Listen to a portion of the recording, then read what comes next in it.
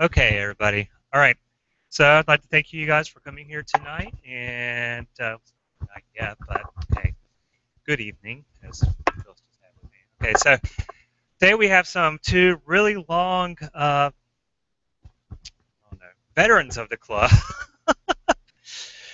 and they're going to give us some insight into two of the most well-known astronomical events across the country, or in this country right now. One's called Southern Star. The other one's called Neef. And let's see, let me add an intro down for them.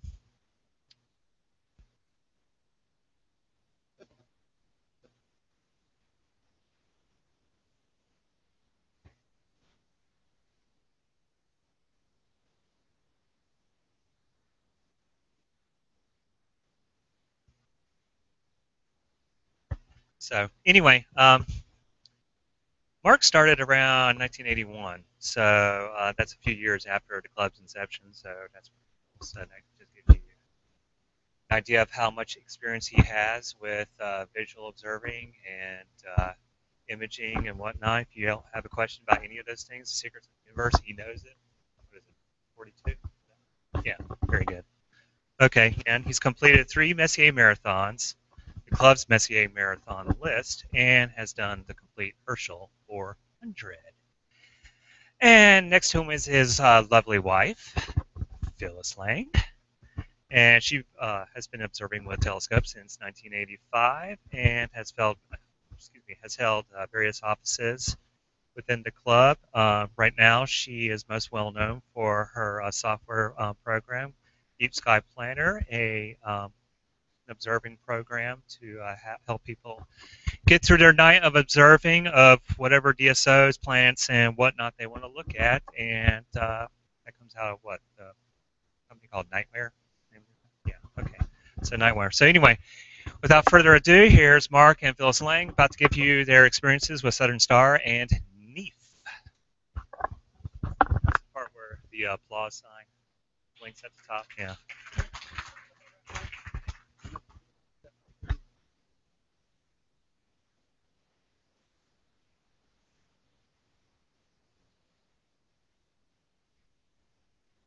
Okay, this is, but her mic is live too. She's going to join in at some point.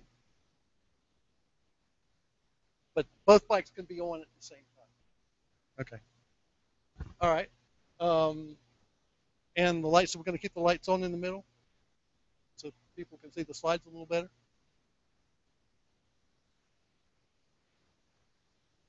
If everybody, well, when I get some of the other slides, it's going to be harder to see what we're doing.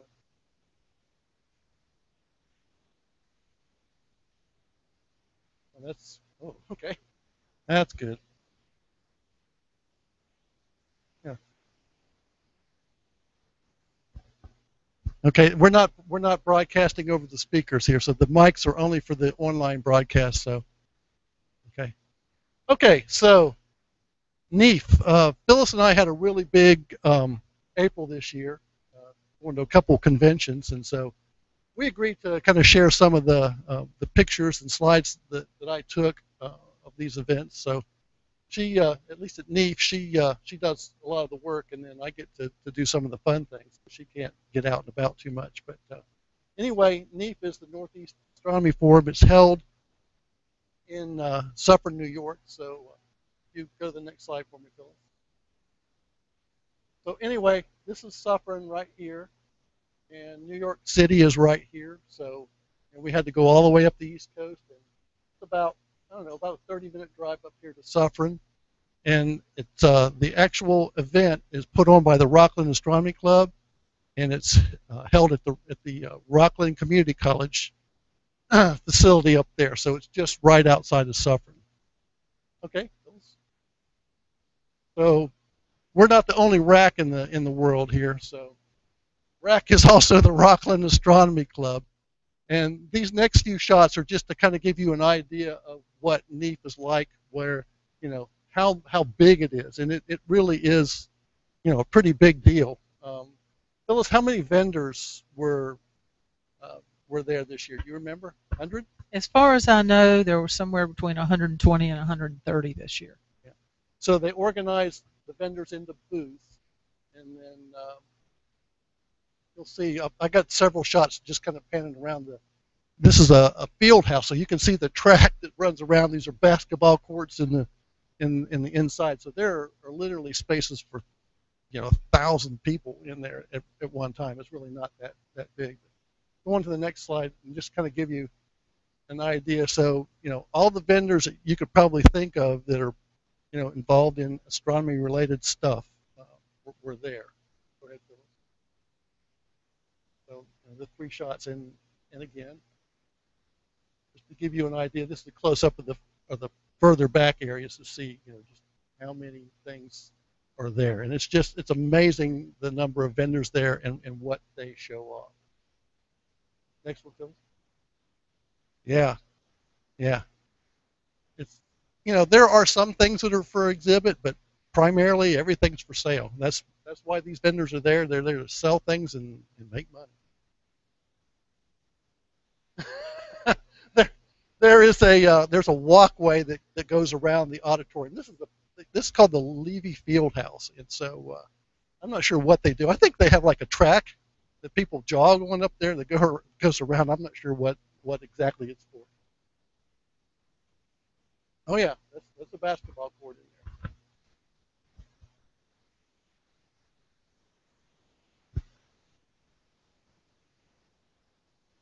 Good question. I'll get to that. Okay. Phyllis, you wanted to say something? Nope. Okay. Well, I was going to point out, and it's not as bad on the display screen here as bad as it is on the laptop, but shooting these pictures and the lighting conditions in that gym were sort of difficult. I'm guessing that this was taken mid-morning, maybe. Yeah. You can see the light glare on the floor. So early in the morning, you have the sun shining in the window. Where I was, at least, it was coming in the east, right in my face. And then as the day progresses, the sun beaming in my face subsided some, but it's hard to shoot pictures in here because it's pretty dark around the show floor until you get to one of these glary spots. There are windows up above where this shot is showing. You're looking here at the back of the exhibit hall, and above that blue curtain there along the back is a row of windows, and the windows go all the way around the top of the gym. So shooting in here is pretty bad, but I'm glad to see this picture looks a little better on the projection screen compared to the laptop.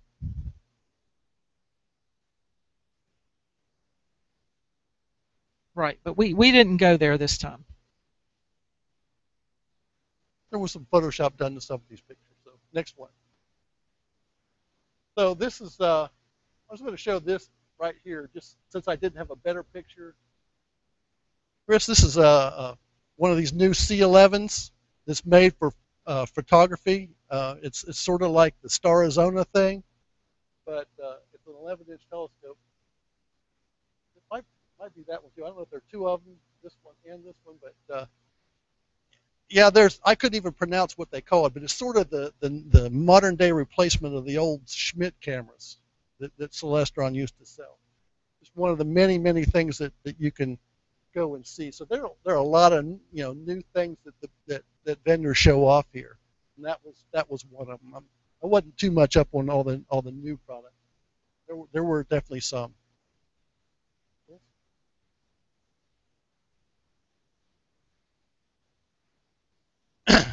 I'm a tightwad. That would have caused me to spend money. And the final picture of the indoor here, just showing some more of the stuff. You got people setting up domes inside, and just practically every vendor. Okay, Phyllis.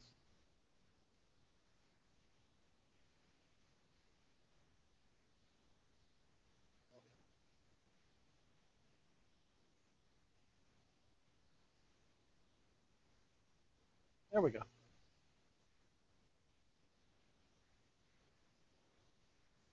Yeah.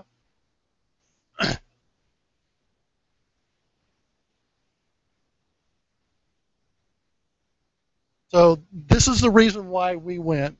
Phyllis is there, to sell her software. She sells, Deep Sky Planner and SQM Reader. So, we have this booth. And, she's the chief designer. I'm the head salesman. That's an inside joke for this year. But she's proudly showing off her hot product from Sky and Telescope for 2013 or 14, and the astronomy hot product. So she was proud of that. And we had ADM, the people that make accessories, were setting up right next to it.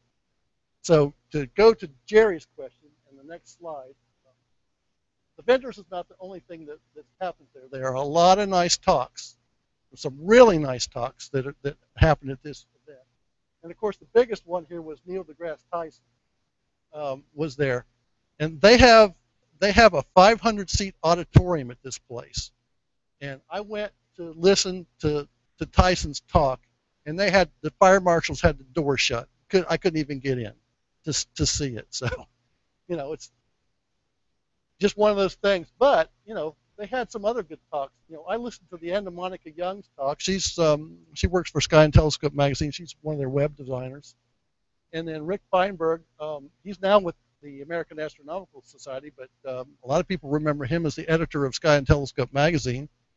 And then, to me, the best talk of the whole day was this one. I went to listen to Alan Stern give an hour-long presentation on the NASA New Horizons mission, which is, the mission to Pluto. And he told us all kinds of interesting things about how they're, targeting the spacecraft and what they have to worry about and all that kind of stuff. Really, really interesting talk. Lots of questions, and really worthwhile going to see that. One other interesting thing about these talks is that the Neil deGrasse Tyson talk was not a live talk. He was brought in by internet, and you still couldn't get into the auditorium to hear him. There was quite a buzz around the hall that day with his talk coming up. So we don't know what the talk was like because neither one of us got to see it.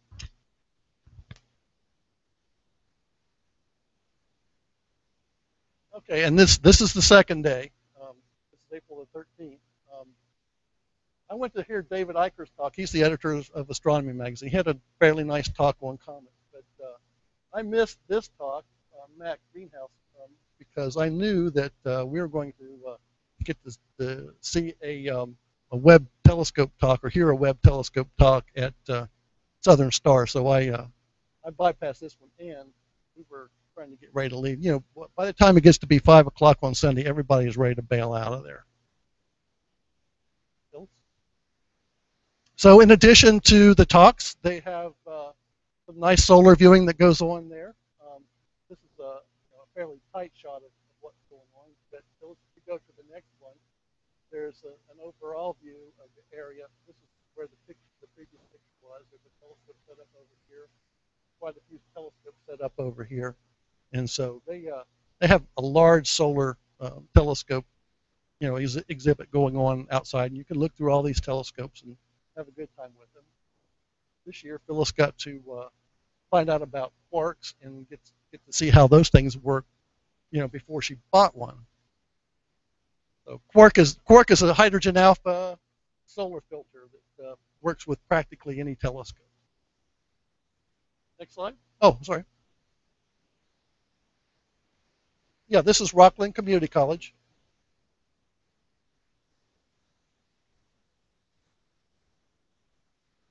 I don't know a lot of the history of it. Maybe Phyllis knows, but I do know that this is like right down the street from Tel Aviv Optics. And I have a feeling that has something to do with it. Okay, so she is affirming that. So, and Al Nagler was a member of this club, and so that might have had something to do with it also.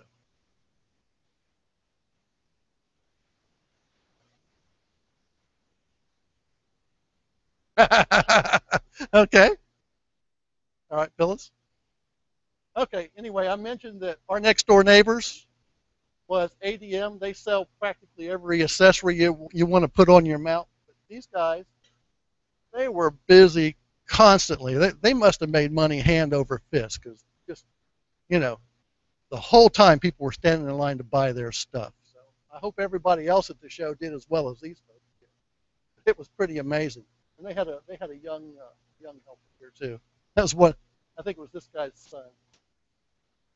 Oh, okay. So oh, that sounds right. That sounds right. Oh, okay. I didn't know that. I talked to him a little bit, but he was so busy that we didn't have a lot of time to chat. So all right, this is the hardest working man at NEAF right here. This is Dennis DeChico, Sky and Telescope magazine. He's interviewing, Dick Maris from Stellarview, and they're producing a video. This is his videographer standing there. And they sit there and they produce these videos that go on the Sky and Telescope website, and they spend practically an hour, sometimes 2 hours at these booths working on these videos. These are really infomercials. Are they infomercials? The vendor pays for Sky and Telescope to come and interview them about some product. And then Sky and Tel goes back and professionally edits the video, and we should be seeing those through the Sky and Tel webpage, I would say very soon, within some weeks. But they're professionally done video infomercials, and they're not cheap. Yep. And since we're on Dennis's picture here, we're kind of ignoring Vic for right now. Phyllis and I got to meet, I think, practically every one of the Sky and Telescope staff that were there at NEAF. Let's see, the people that came by. I talked to Monica. She gave one of the talks, Monica Young. Let's see, Tony Flanders came by. Tony Flanders dropped by to say hello. He writes the observing column, in the magazine every month. He came by. The guy that does the photos. Oh, gee. Yeah, we're both having a brain lock I've had here. a brain lock. The photo editor for Sky and Telescope, and they all were very, very nice. Sean Walker. Sean Walker stopped by to talk to us, and as a matter of fact, he interviewed Phyllis and took notes. And we may see something in the write-up, which is probably due in next this month's issue, the next issue coming out, talking about August issue. Yeah, he talked about SQM Reader Pro. Yeah. He took notes. I don't know if anything will happen, but we imparted information. Yeah. Rick Feinberg stopped and chatted for a while, so it's really cool you get to meet these people that you see in magazines and in places and get to meet them in person. Yes, and not to play favorites. Some other magazine people came by. Dave Eicher from Astronomy came by. Anybody take astronomy? Let's see, the editor of Sky at Night, which is the UK magazine, he came by. I had met him before. He came by on Sunday when Mark was at the talk, so we chatted for about 30 minutes. I think we were both ready to go. But anyway, the editor of Amateur Astronomy. Anybody take Amateur Astronomy? Okay, well, he came by. Astronomy Technology Today. The editor of that one came by. Anybody take that? So it's kind of fun to be at these shows, not only as a shopper, which I was, but as a vendor. You get to spend some time with some of the other vendors and then the magazine people. It's really just fun.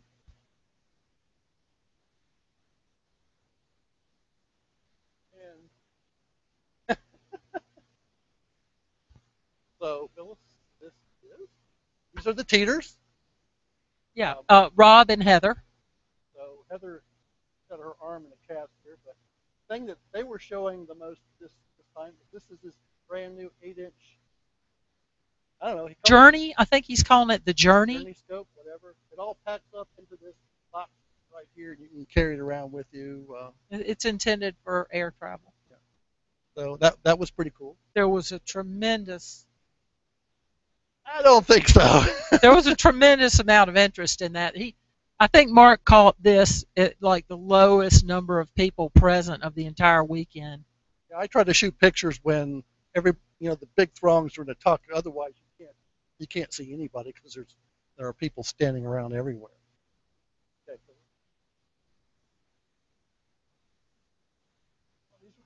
Peter's telescopes.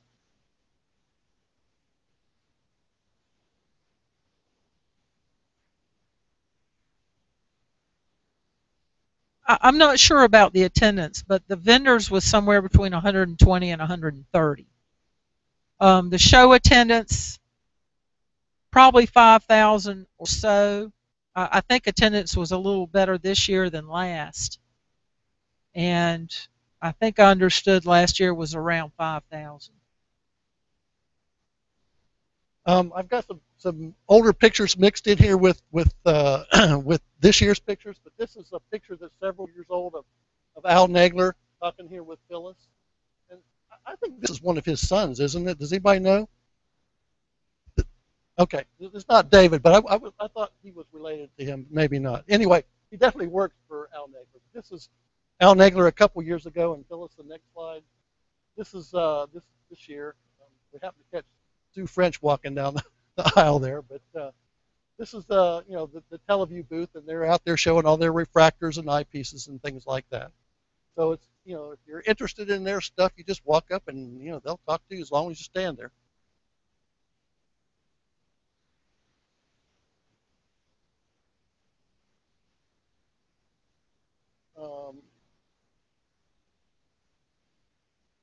Oh, you want to go back one slide? Back here?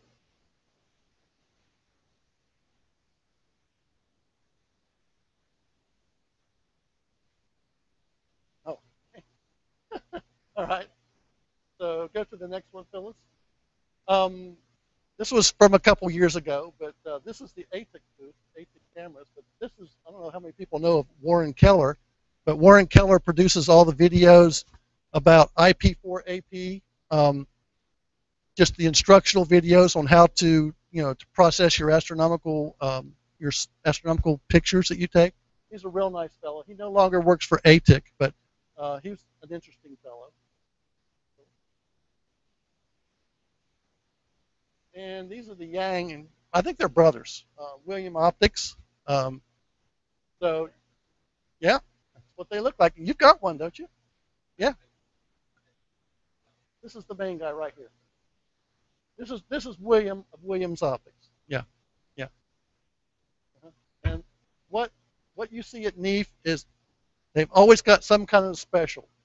And Phyllis likes to tell the story, Phyllis, that if you wait till the last day.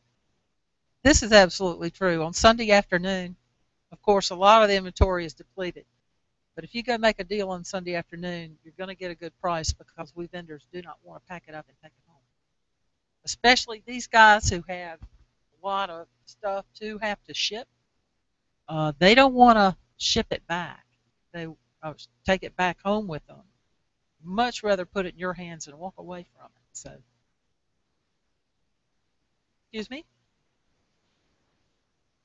Deep discounts from PlaneWave, I suspect not. But they're always there.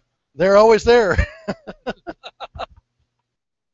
PlaneWave, it seemed to me, they were directly across from us, 2 years ago? Seems like it. And we watched a lot of people going by and checking out their equipment, but we also saw two of the guys from Chapel Hill.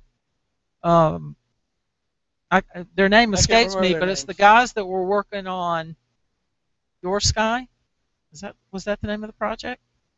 They were over there shopping for professional grade equipment to ship to their observing facilities in Chile. So they were probably more the type of shopper for PlaneWave.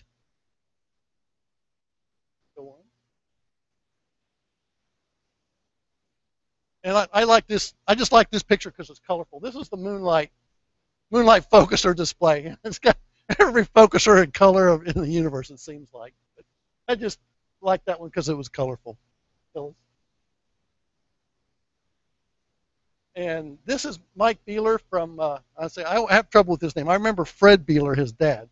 But this is the Cloudy Nights booth, and they weren't there this year. So I guess I have to explain. We don't go every year. We end up going every other year.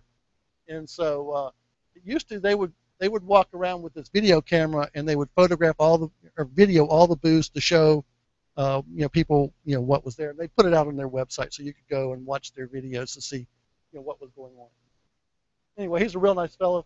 I think he and Phyllis are talking about guitars at this point. So this was the day before the show actually had begun.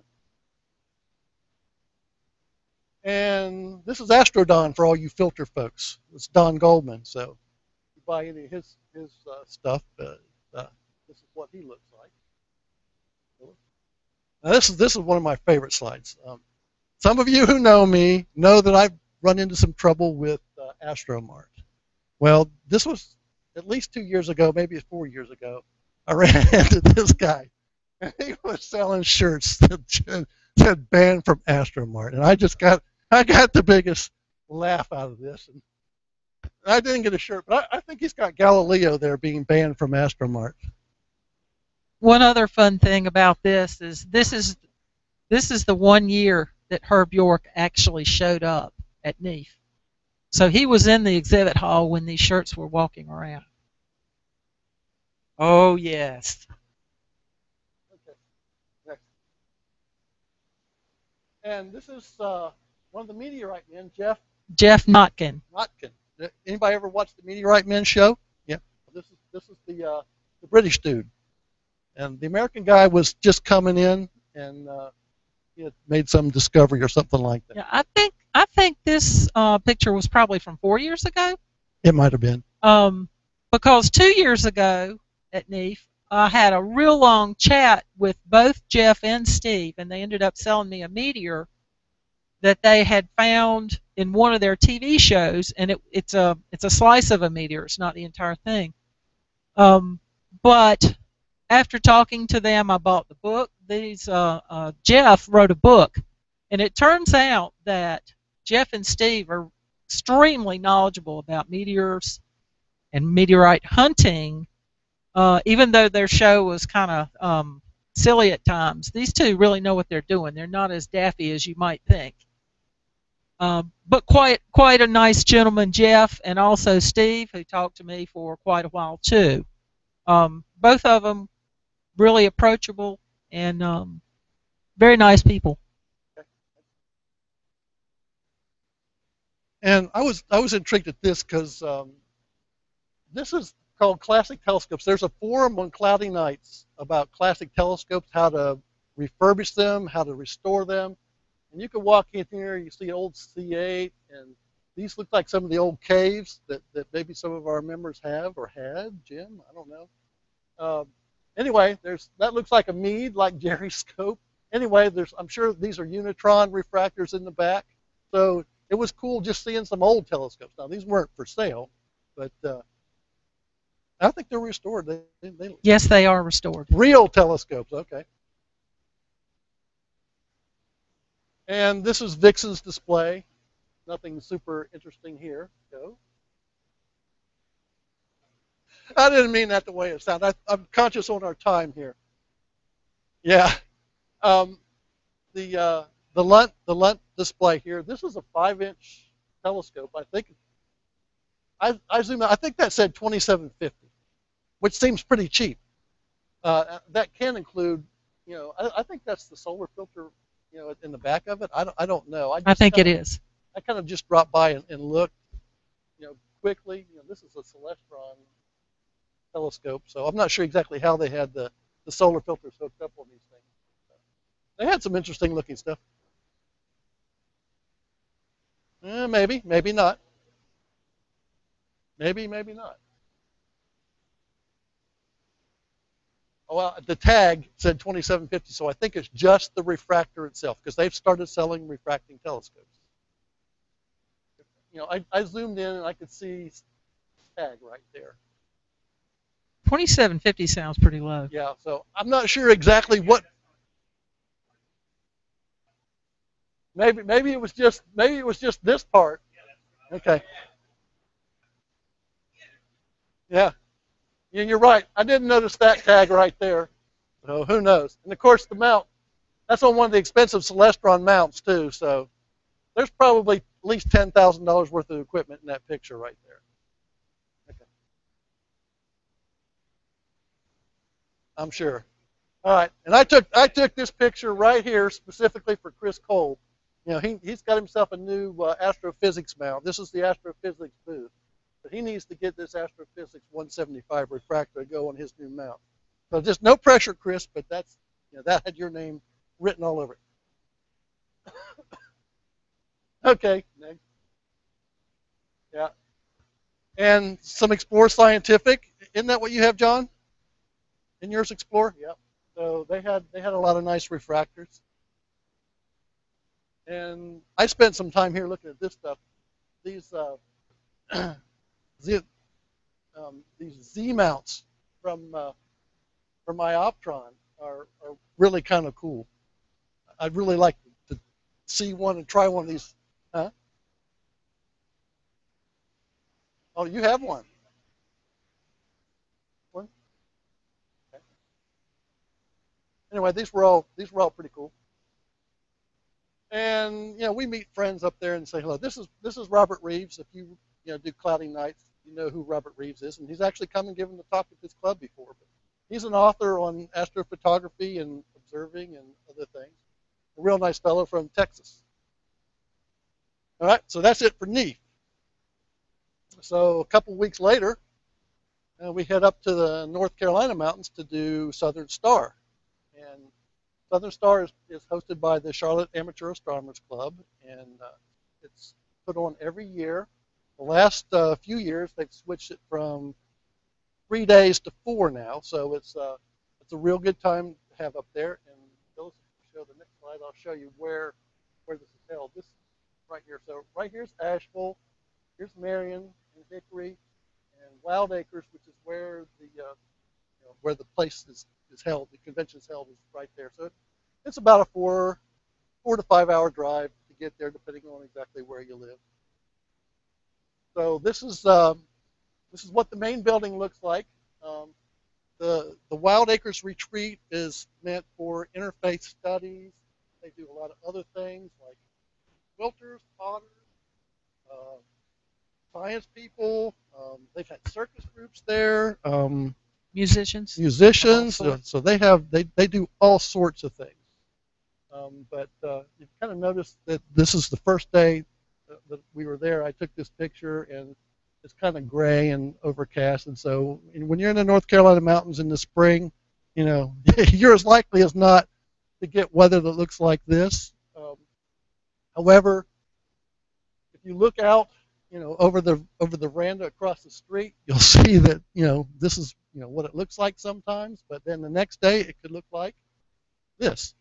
So, you know, it's really a pretty location, and we have a lot of fun going there. We don't go there specifically to observe, but if we actually get some observing going on, we sort of think that, you know, that's sort of like icing on the cake. It makes the trip, you know, that much more fun.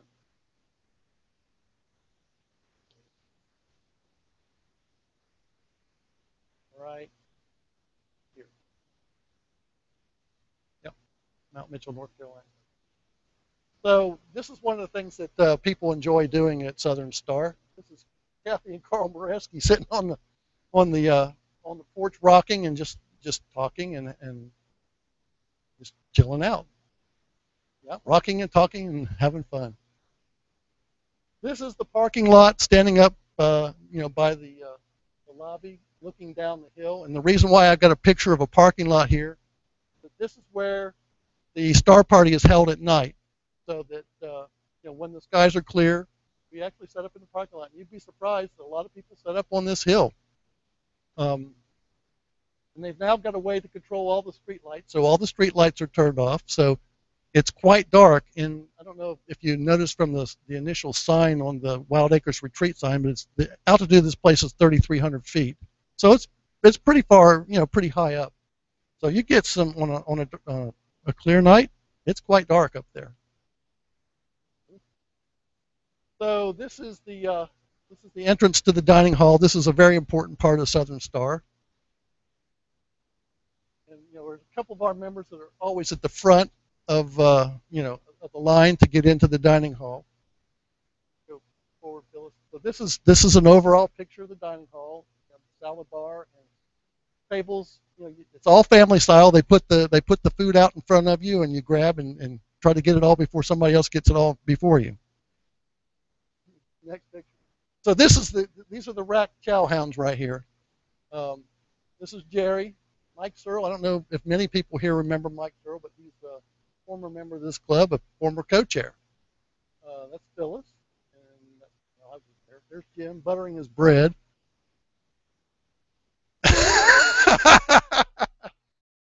That's his wife Eileen. That's Carl and Kathy Moreski. And that's Al Hamrick. Yeah, so there's a lot of damage done to the food at this table. I'm here to tell you, but we have a great time. So some of the other semi-food related events that they have at Wild Acres is this is a wine and cheese party. So the first night, they break out the wine and cheese and crackers, and you kind of hang around and talk and drink as much wine as as you want to drink. Yeah. And yeah. We do this every year. So, sometimes this convention conflicts with NEAF, and so if they conflict, we don't go to Southern Star. But we've gone to Southern Star at least 20 years. Yeah, and we have a great year. So this is just another picture of the wine and cheese social. Some of the folks standing around talking. Yeah. This is this is the lobby of the the main lobby of the place, and this is Jim talking to. Who are you talking to, Jim? Okay. Anyway, they'll build a big fire in here, on the nights where you can't observe, and you can just sit around and chat, on the sofas and talk, and the ladies like to come over here and read and things. So it's the spouses that are not super into astronomy, they still have a pretty good time, coming to this event.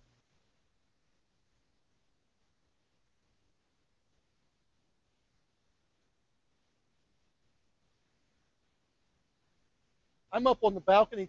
Go back one more quick second. I'm on the balcony taking this picture, but behind me are the rooms where you stay. This is the North Lodge. There's the South Lodge. But this is sort of like a hotel room, a very plain hotel. But there's no TV and that kind of stuff. But it's it's a retreat, and so you've got a bathroom and you got a bed, and so when you're done with your observing, you can come in here and chill out.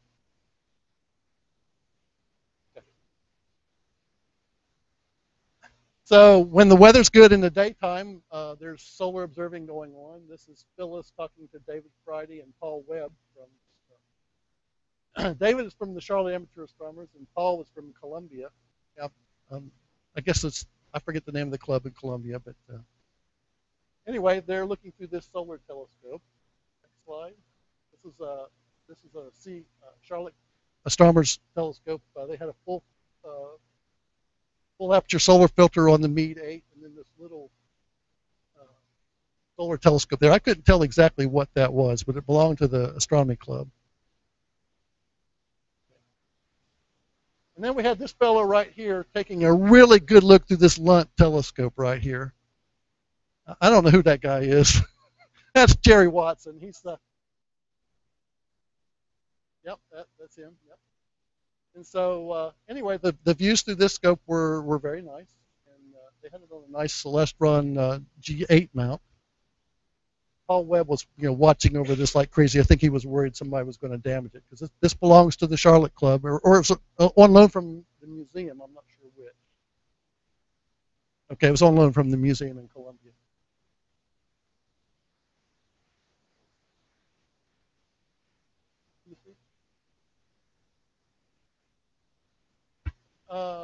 I think that looked to me like an 80 or 100. Yeah, it looks like 100, but I don't recall. I don't remember what it was.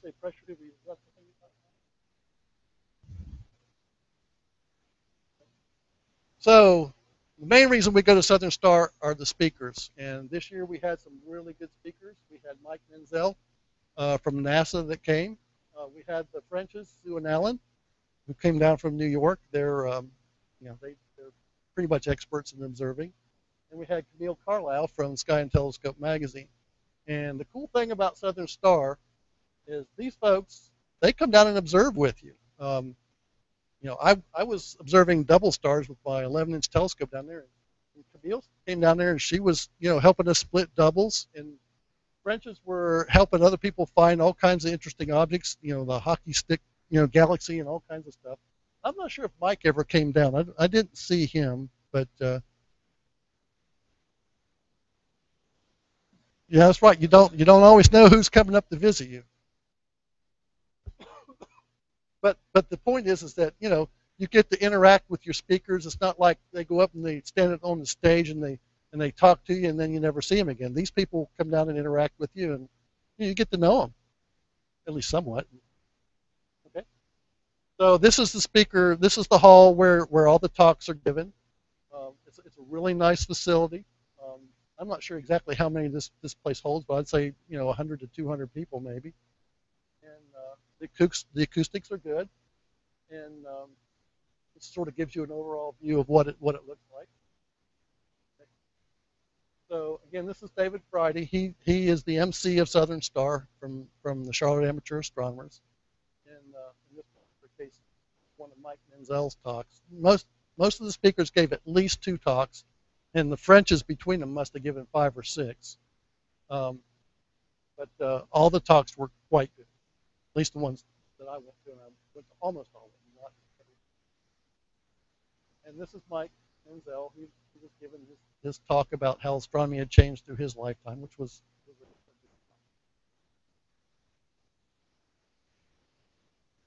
yeah, for the Webb telescope. Yep. And then, yeah.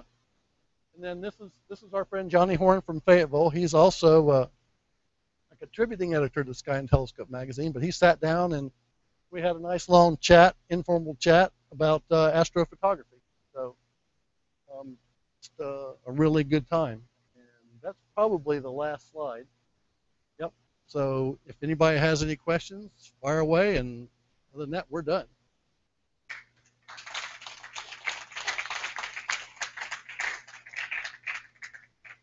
Okay, turn it back to Ian. Oh, Chris, I'm sorry. Come on up here, Chris. Okay, any questions? No? No questions? Very good. Okay, well, I guess we'll go ahead and move on to